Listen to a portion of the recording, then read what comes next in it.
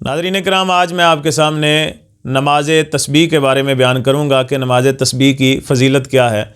آقا علیہ الصلاۃ والسلام نے اپنے چچا سے فرمایا کہ اے میرے چچا، آپ ہو سکے تو ہر روز نماز تسبیح ادا کریں، اور اگر ہر روز آپ ادا نہ کر سکیں تو ہفتے میں ایک دن آپ نماز تسبیح ضرور ادا کر لیا کریں۔ اگر ہفتے میں بھی نہ ہو سکے تو مہینے میں ایک بار آپ نماز تسبیح ادا کر لیا کریں، اور اگر مہینے میں بھی نہ ہو سکے تو سال میں ایک بار ادا کر لیا کریں، اور اگر سال میں بھی ایک بار آپ ادا نہ کر سکیں تو آقا علیہ السلام نے فرمایا چچا جی، آپ زندگی میں کم از کم ایک مرتبہ ضرور نماز تسبیح ادا کر لیں۔ تو معلوم ہوا کہ یہ بڑی برکت والی اور اس سے اللہ تعالیٰ کی بڑی رحمتیں حاصل ہوتی ہیں۔ اللہ تعالیٰ ہمیں پڑھنے کی توفیق عطا فرمائے۔ اس کی جو نماز تسبیح کا طریقہ ہے، وہ طریقہ کار کیا ہے، وہ میں آپ کے سامنے بیان کرتا ہوں کہ نماز تسبیح کا طریقہ یہ ہے کہ یہ 4 رکعات پڑھی جاتی ہیں، اور ہر رکعت میں جب آپ کھڑے ہوتے ہیں تکبیر تحریمہ کہنے کے بعد، تو ثنا پڑھنے کے بعد پہلی رکعت میں آپ جب ثنا مکمل کریں گے تو تعوذ اور تسمیہ پڑھنے سے پہلے 15 مرتبہ جو تیسرا کلمہ ہے اس کا پہلا حصہ سبحان اللہ والحمد للہ ولا الہ الا اللہ واللہ اکبر 15 مرتبہ پڑھیں۔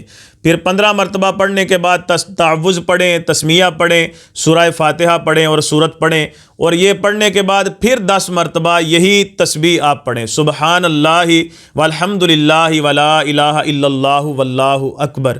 یہ 10 مرتبہ پڑھنے کے بعد پھر آپ رکوع میں چلے جائیں۔ رکوع میں جا کر جو رکوع کی تسبیح ہے سبحان ربی العظیم 3 مرتبہ پڑھنے کے بعد 10 مرتبہ پھر وہی تسبیح سبحان اللہ والحمد للہ ولا الہ الا اللہ واللہ اکبر پڑھیں۔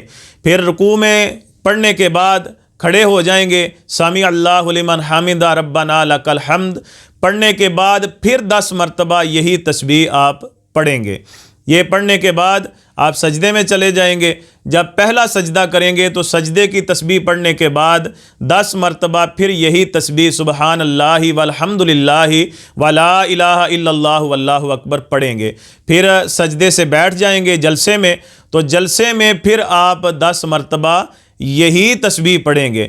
پھر اس کے بعد دوسرے سجدے میں چلے جائیں گے، تو دوسرے سجدے میں سجدے کی تسبیح پڑھنے کے بعد وہ آپ پھر دوبارہ 10 مرتبہ یہی تسبیح پڑھیں گے سبحان اللہ والحمد للہ ولا الہ الا اللہ واللہ اکبر۔ پھر اس کے بعد دوسری رکعت کے لیے کھڑے ہو جائیں گے، تو دوسری رکعت میں سورہ فاتحہ پڑھنے سے پہلے 15 مرتبہ آپ یہی تسبیح دوبارہ پڑھیں گے۔ پھر سورت فاتحہ پڑھیں گے، سورت فاتحہ کے بعد پھر اس کے بعد سورت پڑھیں گے، اور پھر 10 مرتبہ، اور پھر رکوع میں 10 مرتبہ، پھر رکوع سے کھڑے ہوتے ہیں تو اس وقت 10 مرتبہ، پھر سجدے میں جائیں گے، سجدے میں 10 مرتبہ، پھر جلسے میں 10 مرتبہ، اور پھر دوسرے سجدے میں 10 مرتبہ۔ اسی طرح یہ آپ تعداد جو ہے اس کی پوری کریں گے، اور اس طریقے سے آپ نماز تسبیح کو پڑھیں گے۔ یاد رکھیں کہ نماز تسبیح جو ہے یہ چونکہ نفلی نماز ہے، تو اس میں اس چیز کا خیال رکھیں کہ دوسری رکعت میں جب آپ اتحیات میں بیٹھیں گے، قعدے میں بیٹھیں گے، تو اتحیات میں آپ مکمل یوم یقوم الحساب تک پڑھیں گے دوسری رکعت میں، اور اس کے بعد پھر تیسری رکعت کے لیے آپ کھڑے ہوں گے تو سبحانک اللہم سے یعنی ثنا سے آپ تیسری رکعت کو شروع کریں گے۔ تو اس طریقے سے نماز تسبیح کو پڑھا جاتا ہے۔ یہ نماز تسبیح پڑھنے کا طریقہ ہے۔ کہہ دینا چاہیے تھا سی۔